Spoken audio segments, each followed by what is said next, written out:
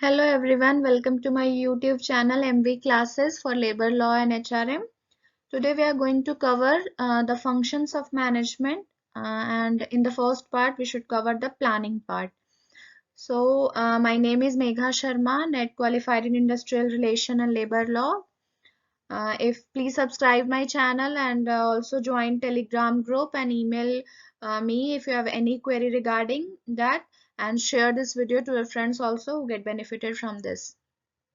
So you have to study functions of management in code 55 and code 17 also. So today we are going to cover the concept of planning, the definitions given by the different authors related to planning, and the types of planning. So concept of planning means actually हम क्या करते हैं, कोई भी चीज जब advance में पहले से ही जब डिसाइड कर लेते हैं कि हमें ये चीजें क्यों करनी है, कब करनी है और कैसे करनी है, ये सारी चीजें जब हम पहले से डिसाइड कर लेते हैं तो ये एक प्लान हो गया। एक्चुअली एक ब्लू प्रिंट हम तैयार करते हैं किसी भी चीज का, जैसे कि पहले के लोग जो थे वो बोलते थे खाका। तो ये सारी चीजें जो है वो हम प्लानिंग करते हैं। तो कोई भी जो मैनेजर है उसको कोई टास्क को परफॉर्म करना है तो वो क्या करता है, पहले प्लानिंग करता है कि फॉर्मुलेट करता है अपने आइडिया को, किस तरह से उस चीज को हम उस काम को करेंगे। इनिशिएट करने के लिए उस टास्क को क्या करते हैं, हम प्लान करते हैं। तो ये फंक्शंस जो है वो बहुत ज़्यादा मैनेजमेंट में रिलेटेड है, और ये किस चीज़ से रिलेट करते हैं, हम इसको क्रिएटिविटी से रिलेट करते हैं और इनोवेशन से, क्योंकि प्लानिंग में आपकी क्रिएटिविटी भी होनी चाहिए, इनोवेशंस भी होनी चाहिए। ऐसा नहीं है आपने कोई ट्रेंड पहले जो चलता आ रहा है आपका पास्ट में वही चीज़ें सारी उठा के आपने प्रेजेंट में भी उसको इम्प्लीमेंट कर दिया, तो डेट शुड बी गो ना मतलब रॉन्ग हो जाएगा फिर वो चीज़ें, तो वो आपको प्रॉब्लम क्रिएट कर सकते हैं। सो आपको अपडेटेड होना चाहिए, इनोवेटिव प्लान होना चाहिए। तो एक हम क्या करते हैं, हमें जो फ्यूचर में करना है चीजें उसके लिए हम जो डिटरमाइन करते हैं तो वो प्रेजेंट में जो करते हैं तो वो क्या कर रहे हैं, हम इसको प्लानिंग कर रहे हैं। ठीक है, तो बहुत सारे इसमें जो जो भी काम कर रहे हैं ऑर्गेनाइजेशन में, ये सारे लोग जो है वो एक ऑब्जेक्टिव सेट करते हैं, उनका गोल क्या है और ये सारा काम कब करेंगे। हमें एक हमें टाइम पीरियड चाहिए होता है, ये एक टारगेट होनी चाहिए, राइट। तो ये सारी चीजें जो है जब तक टारगेट नहीं होगा कि एक टाइम बाउंड होना चाहिए, एक अप्रोप्रिएट मेथड्स को यूज करना चाहिए हमें प्लानिंग करने के लिए, स्ट्रेटजीज जो है वो अडॉप्ट करनी चाहिए जिससे हमारा जो ऑब्जेक्टिव है, जो गोल है, तो वो फुलफिल हो सके। ठीक है, प्लानिंग क्या है, प्लानिंग क्या प्रोवाइड करता है, एक इंटेलेक्चुअल अप्रोच है, वही मैंने बोला क्रिएटिव है, इंटेलेक्चुअल है, जिससे कि हम ऑर्गेनाइजेशन का जो प्री डिटरमाइंड गोल्स हैं या जो ऑब्जेक्टिव हैं उसको हम फुलफिल कर सके। बहुत सारी स्ट्रेटजीज हम यूज करेंगे, जो भी हमारे पास क्या होगा, हमारे पास प्लान जब हम करते हैं तो हमारे पास बहुत सारे नंबर्स ऑफ जो है वो मेथड्स होंगे, बहुत सारे मेथड्स होंगे। तो इनमें से हम क्या करेंगे कि इन सारे मेथड्स में से जो हमारे पास बेस्ट पॉजिटिव जो पॉसिबल अल्टरनेटिव्स होगा, सारे मेथड्स जो अवेलेबल हैं उसमें, उसको हम सेलेक्ट करेंगे, this one is a better for our company and we can do this, we can use this plan so that we achieve our the predetermined goals. तो ये सारी जब हम चीजें करेंगे तो हमारी जो मैनेजरियल जो फंक्शंस होते हैं तो वो सारे जो हैं वो फुलफिल होंगे। तो ये आपका हो गया क्या, concept of planning. Now moving towards next, that is definitions of planning. Definitions of planning क्या में क्या है, कुंज और डोनल ने कुछ डेफिनेशंस दिए थे, फार्लन ने दिए थे, फ्रैंकलिन ने दिए थे। क्या बोला था इन्होंने, कुंज ने क्या कहा था, planning is deciding in advance what to do, how to do and who is to do it.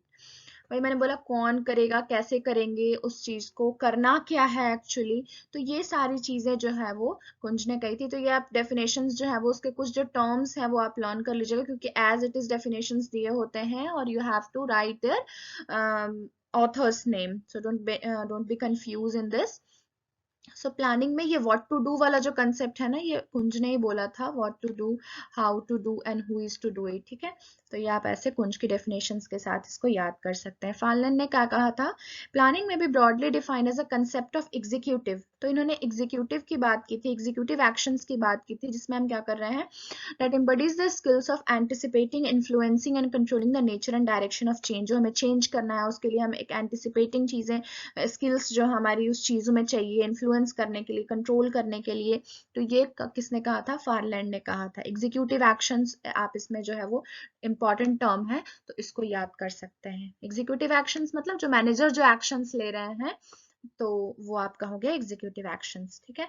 अब नेक्स्ट जो है वो फ्रैंकलिन, फ्रैंकलिन ने क्या कहा था, planning is selecting the formations and making assumptions regarding the future, future to formulate activities, हमें future में क्या एक्टिविटीज करनी है, क्या नेसेसरी एक्टिविटीज है, जिससे कि क्या हो रहा है, ऑर्गेनाइजेशन के ऑब्जेक्टिव्स जो है वो फुलफिल हो रहे हैं।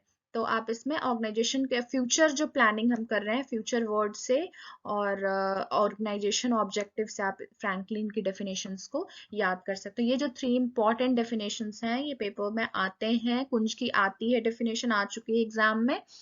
तो ये आप इस तरह से याद करेंगे तो ये आपको याद रहेगी, नेट के पेपर के लिए इम्पोर्टेंट है, ठीक है। सो नेक्स्ट जो है वो importance and significance of planning. So the first one is planning provides directions, ठीक है। तो प्लानिंग प्रोवाइड डायरेक्शंस में क्या है, planning provide us with direction, क्योंकि प्लानिंग हमें क्या करती है, डायरेक्शन प्रोवाइड करती है कि हमें किस वे में जाना है, ठीक है। किस तरह से जाना है, हमें क्या फ्यूचर में जो अचीव करना है, तो उसमें हमें किस तरह से अचीव करना है, कैसे करेंगे हम चीजों को, हमें समझ में नहीं है। जैसे एग्जाम की एग्जाम्पल ले लीजिए आप, यूजीसी नेट एग्जाम का। तो हमने डिसाइड कर लिया कि हमें यूजीसी नेट क्वालिफाई करना है, तो कैसे करेंगे, उसके लिए हमें एक प्लानिंग करनी पड़ेगी ना। प्लानिंग जब हम करेंगे तो हमें प्लानिंग से पता चलता है कि अच्छा हमें इस डायरेक्शन में जाना है, हमें कैसे करना है। जैसे by stating in advance how work has to be done, planning provide direction for the action. हम प्लान करेंगे कि अच्छा we have to study 2 to 3 hours second paper and 1 to 1.5 hours for the first paper. तो ये क्या किया हमने, एक प्लान बनाया कि इस तरह से हम चलेंगे, तो ये क्या हो गया आपका एक डायरेक्शन हो गया ना, कि आप इस वे में चल रहे हो, right. So the next one is planning reduces the risk of uncertainties. ये भी बिल्कुल करेक्ट है। सेम एग्जांपल हम लेते हैं, अगर हम अनसर्टेनिटीज की बात कर रहे हैं, रिस्क ऑफ अनसर्टेनिटीज की, तो कैसे कर रहे हैं, प्लानिंग जो है अगर हम प्लान करते हैं, अगर हम उस पर चल रहे हैं प्लानिंग में कि हमें ये चीजें करनी है, तो जो फ्यूचर में जो अनसर्टेनिटीज आएंगे, अपना अगर पढ़ा ही नहीं, आपने प्रिपेयर ही नहीं किया, तो फिर क्या होगा, आप नहीं एग्जाम पास कर पाओगे। तो जो अनसर्टेनिटी हो गया, अनसर्टेनिटी मतलब future that change our course of action, planning help the manager to face uncertainty, we cannot remove such uncertainty from our life. For example, जैसे अब नेट का आपने एग्जाम में करना था आपको जून में क्वालिफाई, तो क्या किया, आपके घर में कोई प्रॉब्लम हो गई, तो वो क्या है, अनसर्टेनिटी है। लेकिन अगर आप पहले से ही प्रिपेयर कर रहे हो, तो वो घर में जो प्रॉब्लम आई, मान लो आपको 15 डेज का वो प्रॉब्लम था, लेकिन अगर आप प्रिपेयर पहले से कर रहे हो, तो वो आपको ज्यादा जो है वो प्रॉब्लम उस समय क्रिएट नहीं करेगी एग्जाम के टाइम में। तो आप उसके लिए जब बहुत आपने 2 to 3 months पहले ही आपने प्लान कर लिया है कि हमें पढ़ना है, किस तरह से पढ़ना है, तो ये जो है मैनेजर जो है वो, या स्टूडेंट जो है वो अनसर्टेनिटी को फेस कर सकते हैं कि चलो 15 डेज है, हम आगे के जो हमारे पास 15 डेज बचे हैं, उसमें जो जो हमारी 15 डेज की जो कमियां थी, जो हमने प्लान किया था, वो हम उसको खत्म करके और स्टडी करेंगे, right. So the next one is planning reduce overlapping and wasteful activity. Planning क्या करती है, हमारे ओवरलैपिंग और वेस्टफुल एक्टिविटी को रिड्यूस करती है। कैसे रिड्यूस करती है, जैसे आपने एक टारगेट किया कि हमें एक ही बुक से पढ़ना है, ठीक है, लेकिन आप क्या कर रहे हो, 3 4 बुक्स ले लिए हो और आप कंफ्यूज हो रहे हो। अगर आपने प्लान कर लिया अच्छे से कि नहीं मेरे लिए बेस्ट बुक है, आपने उसको आइडेंटिफाई किया कि आपका कंटेंट क्या है, और उसके बाद आपने उसमें चीजें देख ली कि ये चीजें हमें पढ़नी है, ये चीजें आ रही हैं एग्जाम्स में। अब जैसे मान लो ये वीडियो है आपका, ये वीडियो आपने देखा, फिर किसी और प्लानिंग की सेम वीडियो कहीं और देखी, तो आप क्या करें, एक वेस्टफुल एक्टिविटी करें ना, सेम चीजें 5 बार 5 जगह देख रहे हो, तो उससे क्या होगा, आपकी टाइम जो है वो वेस्ट होगी। तो वो क्या करना है, आपको एक टाइम को एलोकेट कर देना है कि हमें ये वीडियो सुननी है और इसी से हमें चीजें जो है हमारी कवर हो रही हैं, सिलेबस कवर हो रही हैं, तो हम फिर उसके बाद क्या करेंगे, हम रिवाइज करेंगे उस चीज को। तो फिर जब आप एक ही चीज को बार बार पढ़ते रहोगे ना, अलग अलग वीडियो से, वो कुछ अलग उनका तरीका होगा पढ़ाने का।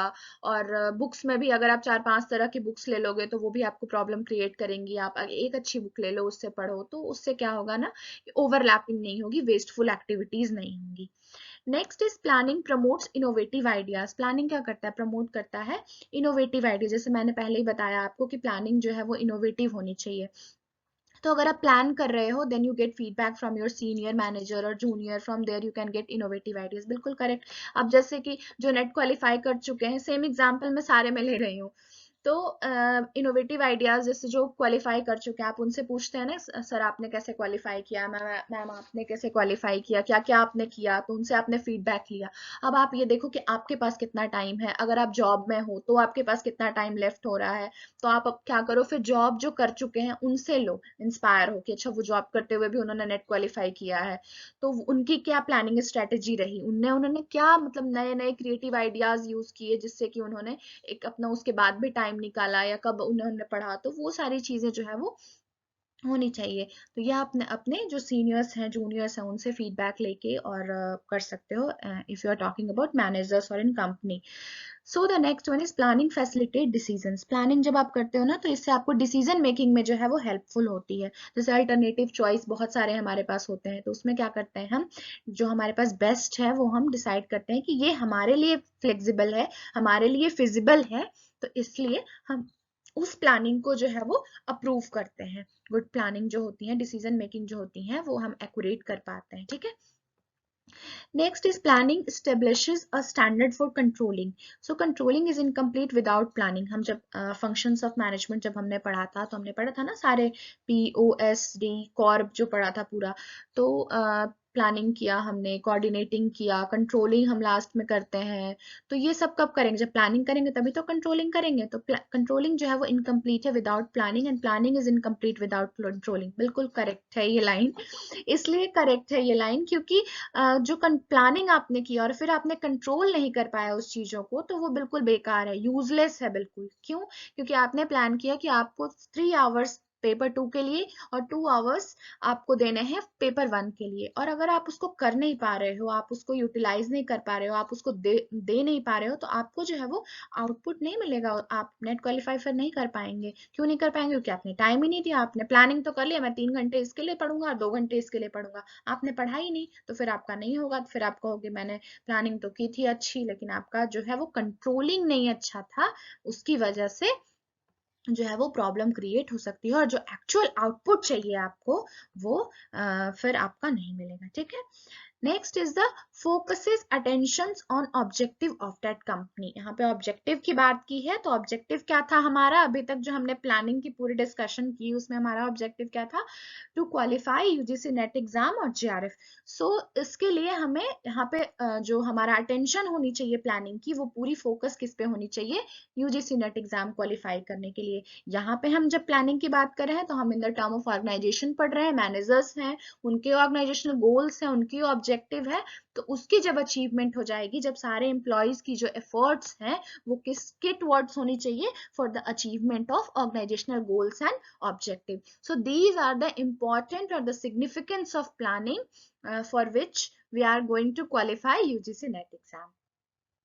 ठीक है, तो प्लानिंग क्या है, एक मतलब इसको आप ये बोल सकते हो ना, प्राइमरी फंक्शंस है हमारा मैनेजमेंट का, जो कि हमारा जो अचीवमेंट है, जो हमें अचीव करना है, जो हमारे प्री डिटरमाइंड ऑब्जेक्टिव्स हैं, उसके लिए एक प्राइमरी फंक्शंस है जो कि सबको करनी बहुत ही नेसेसरी होती है। ठीक है, so moving to next, that is types of planning. Types of planning जो है मैंने बहुत अच्छे से यहाँ पे एलैबोरेट कर दिया है सारी चीजें, किसके बेसिस पे कौन कौन सी प्लानिंग के टाइप्स हैं, और कुछ इनके एक्स्ट्रा भी मैंने 1-2 प्लानिंग जो है वो करवाई है। ठीक है, तो जो फर्स्ट वन है हमारा यहाँ पे, जो फर्स्ट वन है हमारा वो क्या है, on the basis of activity covered. तो एक्टिविटी कवर्ड के बेसिस पे क्या है, कॉर्पोरेट प्लानिंग है और फंक्शनल प्लानिंग है। ठीक है, जो हमारा नेक्स्ट है वो है टाइम पीरियड के बेसिस पे। तो टाइम पीरियड के बेसिस पे क्या है, जो लॉन्ग टर्म प्लानिंग हो गई आपकी, और जो नेक्स्ट वन है वो शॉर्ट टर्म प्लानिंग हो गई। थर्ड वन जो है वो हमारा अप्रोच अडॉप्टेड है। तो अप्रोच कौन कौन सी अडॉप्ट की हमने, या तो प्रोएक्टिव होंगे या तो रिएक्टिव अप्रोच को अडॉप्ट करेंगे। Next is on the basis of nature है, नेचर के बेसिस पे क्या है, फॉर्मल प्लानिंग होगी या इनफॉर्मल प्लानिंग होगी। ठीक है, और इम्पोर्टेंस के बेसिस पे ऑपरेशनल प्लानिंग, और नेक्स्ट इज स्ट्रेटेजिक प्लानिंग। इसके अलावा भी हम कंटिजेंसी प्लान और 1-2 प्लान्स और हैं, सिंगल यूज प्लान, और इस तरह से हम जो कुछ कुछ प्लानिंग्स हैं वो भी पढ़ेंगे। ठीक है, so moving towards next, that is activity covered. तो एक्टिविटी कवर्ड में जो हमारा फर्स्ट प्लानिंग है वो क्या है, कॉर्पोरेट प्लानिंग। सो प्लानिंग जो कॉर्पोरेट में की जाती है उसमें हम फर्स्ट क्या करते हैं, जो टॉप लेवल पे प्लानिंग की जाती है। ठीक है, कहाँ की जाती है प्लानिंग, टॉप लेवल पे की जाती है, जिसमें क्या होता है, पूरी ऑर्गेनाइजेशन जो है, इंटायर ऑर्गेनाइजेशन जो है वो हमारी कवर्ड की जाती है कि हमें किस तरह से सारी एक्टिविटीज को अचीव करनी है। इसको हम क्या करते हैं, लॉन्ग टर्म प्लानिंग भी बोलते हैं और स्ट्रेटेजिक प्लानिंग भी बोलते हैं। और इसके जो ऑब्जेक्टिव्स होते हैं वो लॉन्ग टर्म ऑब्जेक्टिव्स होते हैं। इनका जो मेन फोकस होता है कॉर्पोरेट प्लानिंग का, that is to achieve the long term objectives. The next one is functional planning. Functional planning क्या है, आपको फंक्शंस क्या है हमारे हैं, प्रोडक्शंस करना है हमें, ऑपरेशंस हो गया आपका, प्रोडक्शन में आ गया, मार्केटिंग हो गया आपका, फाइनेंस हो गया आपका, ह्यूमन रिसोर्स हो गया, और भी बहुत सारे फंक्शंस जो होते हैं वो सारा जो हमारा है। क्योंकि ये इसको हम क्या कहते हैं, इसको हम फंक्शनल को सेगमेंटल भी बोलते हैं। एक सेगमेंट हो गया ना आपका, प्रोडक्शन ऑपरेशन से एक सेगमेंट हो गया, मार्केटिंग आपकी जो है वो दूसरी सेगमेंट हो गई। तो ये सारी जो है वो एक सेगमेंट को इसमें हम डिफाइन कर दिया। तो ये फंक्शंस के अकॉर्डिंग जब हम प्लानिंग करते हैं, भाई हमारी मार्केटिंग की फंक्शंस है तो हमने मार्केटिंग के अकॉर्डिंग डिफाइन कर दिया। तो ये आपका आ गया फंक्शनल प्लानिंग। ये कहाँ से आई है, ये भी कॉर्पोरेट प्लानिंग से ही आई है, ठीक है। So next is the strategic planning. Strategic planning हम किसके अंडर पढ़ रहे थे, इंपॉर्टेंस के अकॉर्डिंग जो है वो हम स्ट्रेटेजिक प्लानिंग पढ़ रहे थे।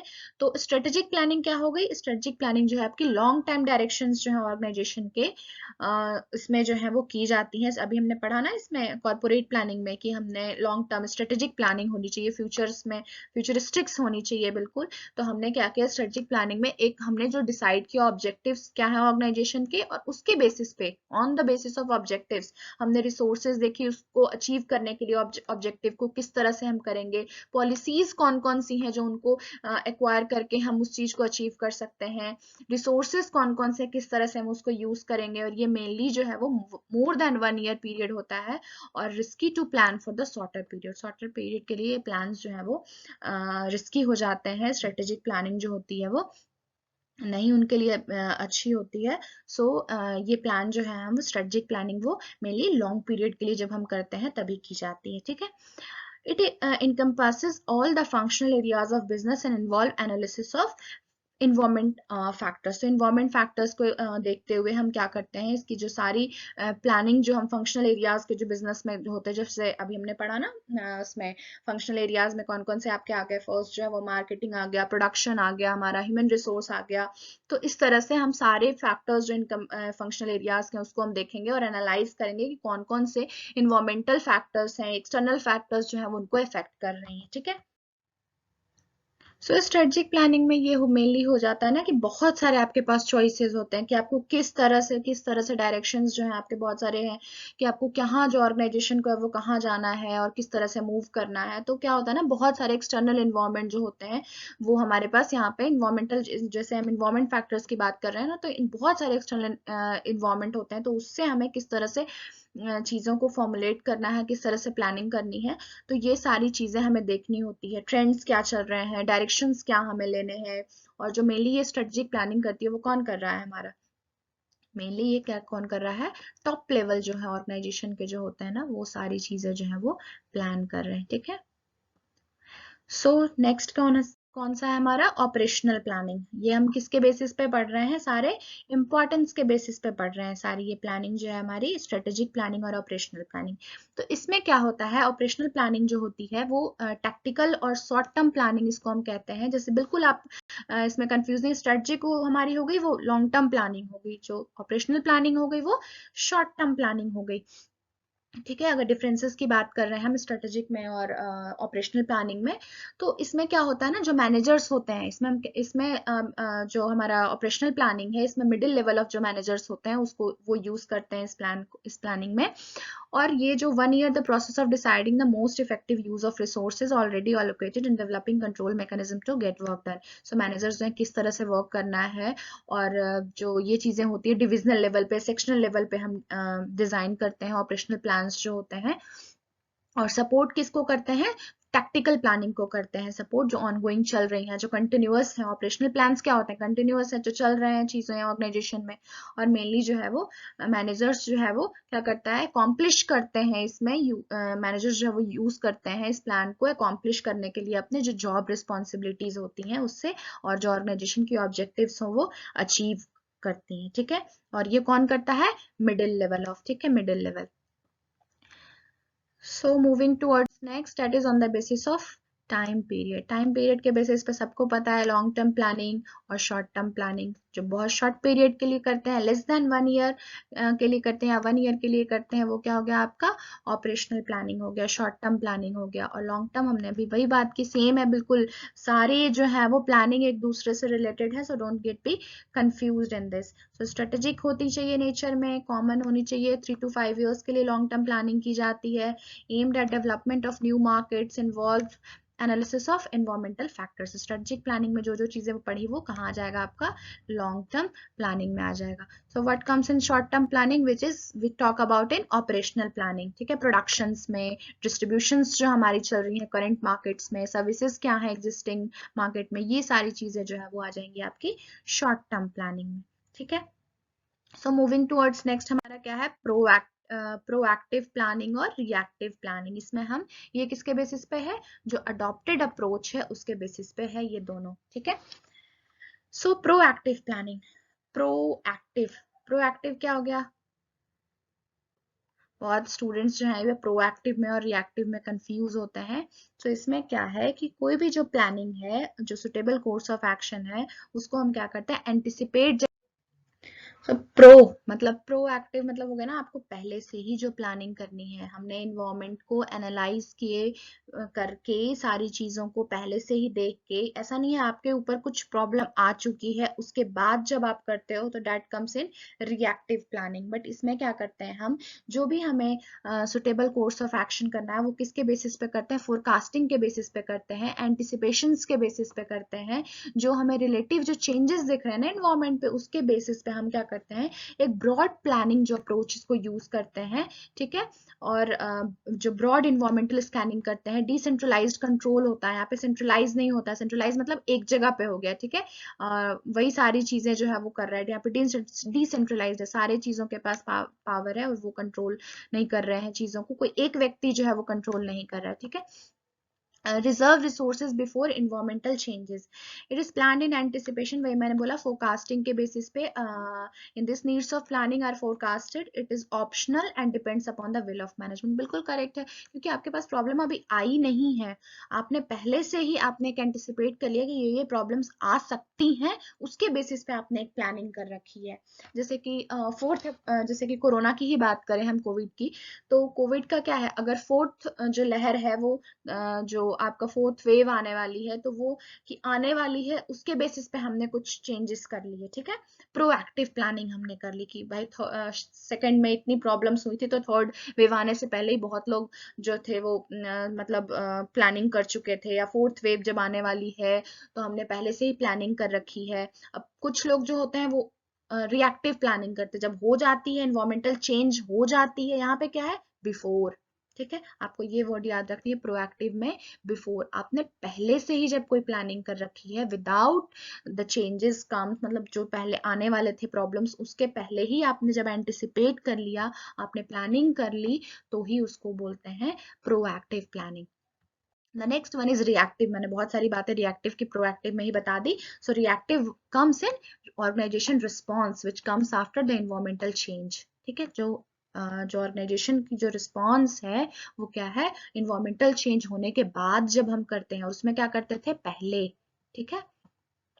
In this approach, no specific sequence of action is planned in advance. इसमें हमने कोई ट्रेंड्स नहीं देखे, कोई फोरकास्टिंग नहीं की, कुछ नहीं किया, जब आ गया प्रॉब्लम तब हमने उसका एक्शन लेंगे, हम जैसा जैसा हमें कुछ करनी है वो करेंगे। इसमें क्या होता है, इस सिचुएशंस में क्या होता है, organization lose opportunities which adopt proactive approach because of time, क्योंकि प्रोएक्टिव ने क्या किया, पहले से ही प्लान कर चुके थे, वो अब आने वाली है, अब क्या होगा, जैसे थर्ड वेव में या सेकेंड वेव में की बात की, सेकेंड वेव में कितने लोग मरे, तो उसमें क्या हो गया, पहले से ही उन्होंने, कुछ ऑर्गेनाइजेशन जो होंगी वो प्लान होंगी, नहीं भाई सेकंड वेव भी आएगी, तो उनकी उनकी जो अपॉर्चुनिटीज जो उन्होंने यूज की, उन्होंने जो प्रॉफिट यूज किया, प्रॉफिट कमाया उस सेकंड वेव से, तो बहुत बहुत ज्यादा इफेक्टिव हुआ उनके लिए। लेकिन कुछ लोगों ने, उनके पास प्रॉब्लम आ गई, फिर वो उस समय रिएक्ट नहीं कर पाए, चीजें चेंज नहीं कर पाए, और उनके लिए फिर वो प्रॉब्लम क्रिएट कर गई। It is a plan made as a response, बार बार मैं ये कह रही हूँ, रिएक्टिव इज अ रिस्पॉन्स आपने किया, it is a planning which is enforced due to change in environmental technology, there is no left जो चॉइस लेफ्ट, आपके पास कोई चॉइस नहीं है, क्योंकि वो आ चुके हैं आपके पास, आपको वो आप करनी है।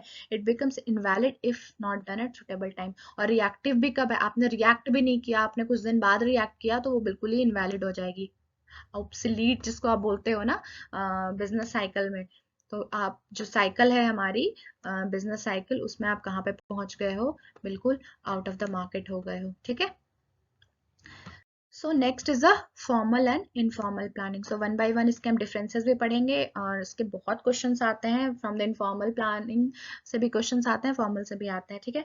इसमें क्या है, एक वेल स्ट्रक्चर्ड जो है वो प्रोसेस है, बहुत सारे डिफरेंट स्टेप्स हैं इसमें। एक वेल स्ट्रक्चर्ड कोई प्रोसेस हमने बनाया तो बहुत सारे, ऑब्वियस सी बात है कि उसमें स्टेप्स आएंगे। बहुत ज़्यादा जो लार्ज ऑर्गेनाइजेशंस होती हैं उसमें ये चीज़ें की जाती हैं।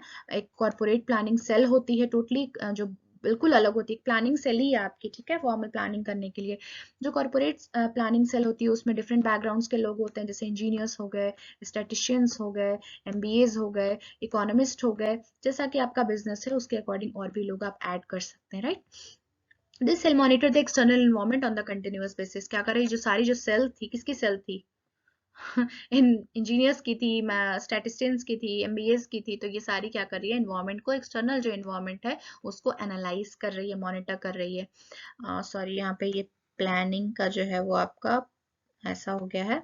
So the planning process is rational, systematic, well documented and regular होना चाहिए। जब क्योंकि हमने क्या किया, यहाँ पे एक पूरी सेल बना दी, किसकी बना दी, प्लानिंग की। तो वो क्या कर रहे हैं, डॉक्यूमेंटेड होनी चाहिए सारी चीजें, रेगुलर होनी चाहिए, क्योंकि आपकी चीजें रोज चेंज हो रही हैं, मार्केट जानते हो आप अनप्रिडिक्टेबल है, बहुत ज्यादा टेक्नोलॉजी का यूज हो रहा है। तो ये सारी यूज को देखते हुए रैशनल होनी चाहिए बिल्कुल दूसरे के लिए, और सिस्टमेटिक सारी चीजें होनी चाहिए। सो moving towards that is informal planning. Informal planning जो होती है वो आपकी कहाँ की जाती है, स्मॉल ऑर्गेनाइजेशन में की जाती है, वैसे लार्ज ऑर्गेनाइजेशन में भी इनफॉर्मल प्लानिंग होती है, but at the corporate cell में नहीं होती है।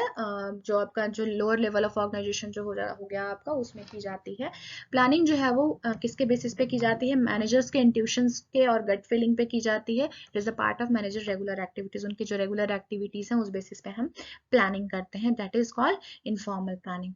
So this is the differences which formal planning की और इनफॉर्मल प्लानिंग की मैंने डिफरेंसेस करा दी हैं। सो यहाँ पे क्या है, फॉर्मल प्लानिंग वही सेम चीजें ही हैं, मैंने एक दो चीजें शायद और ऐड की होंगी। वेल स्ट्रक्चर्ड है और सिस्टमैटिक प्रोसेस है इसमें। इसमें क्या है, वेल स्ट्रक्चर्ड नहीं है और कोई प्रिंसिपल्स नहीं है, कोई रूल्स नहीं है, कोई रेगुलेशंस नहीं है जिनको इनको फॉलो करना है, राइट। ये रैशनल है, लॉजिकल है। यहाँ पे क्या है, मेमोरी, जो मैनेजर्स के गट फीलिंग है, उनके इंट्यूशंस हैं, उनकी फीलिंग्स हैं, उसके बेसिस पे हमने इनफॉर्मल प्लानिंग की है। इसको क्या है, हम रेगुलर बेसिस पे, कंटिन्यूअस बेसिस पे या रेगुलर इंटरवल ऑफ टाइम के बेसिस पे कर रहे हैं। इसको क्या, no fix schedule followed. It is executed by the separate corporate cells बनाए गए हैं ऑर्गेनाइजेशन में जो फॉर्मल प्लानिंग कर रही है। इसमें क्या है, रेगुलर कोई एक्टिविटी नहीं है, कोई एग्जीक्यूटेड कोई स्पेशल सेल नहीं है जो कि इनफॉर्मल प्लानिंग कर रही है। इसमें क्या है, आपका टॉप मैनेजमेंट जो है वो इन्वॉल्व हो रहा है इसमें, मिडिल लेवल ऑफ मैनेजमेंट या लोअर लेवल ऑफ मैनेजमेंट भी इन्वॉल्व होते हैं इनफॉर्मल प्लानिंग में, राइट। लार्ज ऑर्गेनाइजेशन जो है वो इसको फॉलो कर रही हैं, इसको स्मॉल भी कर रही हैं, लार्ज भी कर रही हैं, सेम मैंने बताया था आपको। लार्ज इंफ्रास्ट्रक्चर रिक्वायर्ड है, क्यों, क्योंकि आपने कॉर्पोरेट सेल बनाया, उसके लिए प्लानिंग चाहिए, इंफ्रास्ट्रक्चर इन द टर्म की बहुत सारे लोग चाहिए उसमें। तो ये, और इसमें स्मॉल इंफ्रास्ट्रक्चर जो है वो रिक्वायर्ड है। सो ये आपकी हो गई फॉर्मल प्लानिंग और इनफॉर्मल प्लानिंग में difference. So moving towards next, that is standing plans and single use plan. तो इसमें क्या है, long approachable plan which is prepared by the top level of managers of the organization. इसको कौन use कर रहा है, जो जो स्टैंडिंग जो प्लान्स होती है ना, ये तो उसको कौन बनाता है, उसमें मेनली क्या होता है स्टैंडिंग प्लान्स में, आपके ऑब्जेक्टिव्स हो गए, जो स्ट्रेटजीज हो गई या पॉलिसीज जो हो गई या ऑर्गेनाइजेशन के मिशंस, विजन्स, सारी चीजें जो है वो किस में आती हैं, स्टैंडिंग प्लान में आती हैं। तो स्टैंडिंग प्लान क्या है, आपका लॉन्ग टर्म अप्रोचेबल प्लान है। हमने बात की ना स्ट्रेटेजिक में, तो स्ट्रेटेजिक में भी हम बात करते हैं, सेम चीजें हैं स्टैंडिंग प्लान में भी, कि वही टॉप लेवल जो मैनेजर्स हैं उनके उनके द्वारा प्रिपेयर किया जा रहा है, और जो हमारा हमारा जो प्राइमरी ऑब्जेक्टिव है ऑर्गेनाइजेशन का, उसको फुलफिल करने के लिए हम स्टैंडिंग प्लान जो है वो यूज करते हैं, ठीक है। नेक्स्ट हमारा है single use plan. Single use plan में हम क्या कर रहे हैं, सिंगल यूज प्लान के एक टाइम के लिए, एक स्पेसिफाइड टाइम के लिए, या उस टाइम के बाद कभी एक नेक्स्ट पीरियड, मतलब कोई टाइम बाउंडेशन के लिए हम जब उसको यूज कर रहे हैं, या उस के लिए जब रेलिवेंट हो, तो उसको हम क्या कहते हैं, सिंगल यूज प्लान कहते हैं। सिंगल यूज कब डिराइव होता है, बिल्कुल स्टैंडिंग प्लान जो है वो इस प्लान को डिराइव करती है। इसमें जैसे प्रोजेक्ट्स आपका हो गया, कोई पर्टिकुलर बजट आपका आ गया, कोटा आ गया आपका, या कोई हमें टारगेट फुलफिल करनी है, उसके लिए जब हम कोई प्लान बना रहे हैं, क्योंकि ये क्या है, सिंगल यूज प्लान, एक टाइम जब हम उसको प्लान को यूज करेंगे, that is called single use plan. अब जो है आपका प्लान्स को मैंने दो पार्ट में डिवाइड कर दिया है। प्लान जो है वो सिंगल स्टैंडिंग प्लान हो गया आपका, और सिंगल यूज प्लान हो गया। सिंगल यूज में क्या आ गया आपका, प्रोग्राम्स आ गया, बजट्स आ गया, ये सारा हो गया आपका सिंगल यूज प्लान।